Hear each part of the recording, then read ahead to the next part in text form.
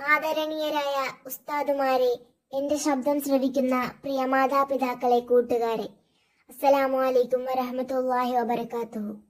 ആദരവായ നബി മുഹമ്മദ് മുസ്തഫ സല്ലല്ലാഹു അലൈഹി വസല്ലമയുടെ ജന്മം കൊണ്ട് അനുഗ്രഹീതമായ ദിവസത്തിലാണല്ലോ നാം ഇന്നുള്ളത്.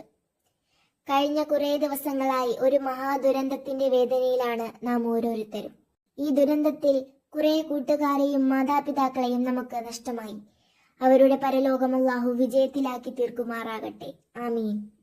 മുത്താറ്റൽ നബിയുടെ മദ്ഹുകൾ പറഞ്ഞുകൊണ്ടിരിക്കുന്ന ഈ മഹത്തായ വേദിയിൽ നബിയുടെ പരിസ്ഥിതിയോടുള്ള സ്നേഹത്തെക്കുറിച്ച് പറയാൻ ഞാൻ ആഗ്രഹിക്കുകയാണ്.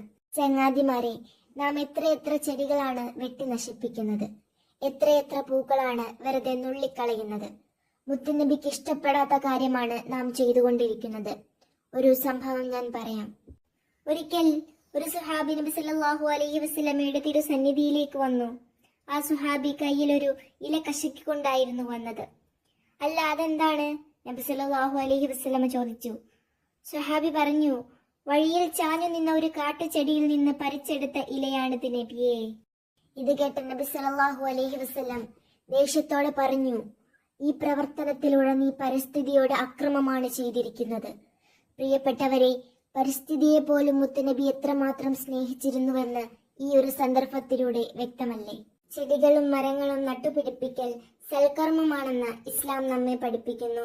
ഈ വിഷയത്തിൽ പ്രത്യേക ശ്രദ്ധയുള്ളവരായി നാം മാറണം. മുത്തുനബി കാട്ടിത്തന്ന മാർഗത്തിലൂടെ നമുക്കും സഞ്ചരിക്കാം. അള്ളാഹു അതിന് തൗഫീക്ക് ചെയ്യട്ടെ, ആമീൻ. ഇത്രയും പറഞ്ഞുകൊണ്ട് ഞാൻ എൻ്റെ എളിയ പ്രസംഗം അവസാനിപ്പിക്കുന്നു. അസ്സലാമു അലൈക്കും.